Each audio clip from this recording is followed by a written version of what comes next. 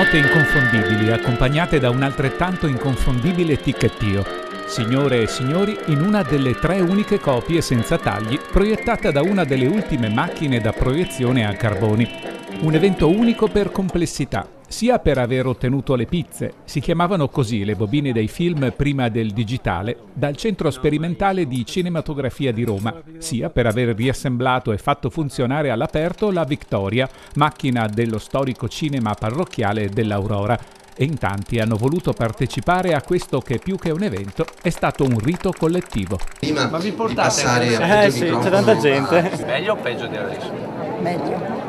Meglio. Perché? Perché eravamo giovani, avevamo un altro spirito. Allora ci si parlava, ci si incontrava e ci si scontrava. Adesso invece ci si annulla e ci si nasconde. Quella a Treviso no, non l'abbiamo vista. Quindi siete venuti a vedervela? Infatti, e vedere com'è. Mi aspetto di vivere una serata con la gente che ha il piacere di stare assieme e mi aspetto che anche chi non l'ha visto possa fare una riflessione, di vedere dove siamo partiti, dove Treviso è arrivato. Poi l'emozione di rivedere, e per qualcuno di vedere per la prima volta, luoghi di quella Treviso, e tra questi anche il sindaco. Nel 65 non c'ero quando è stato proiettato, però è stata un'emozione davvero forte, perché poi rivedere la città com'era 50 anni fa è veramente incredibile. Meglio o peggio rispetto a quella di oggi?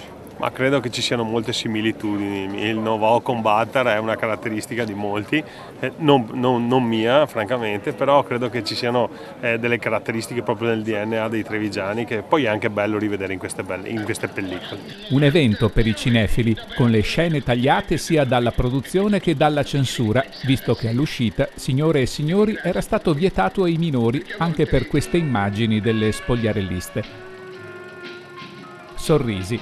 Qualche commento incredulo per angoli di città profondamente cambiati, fino alla scena cult.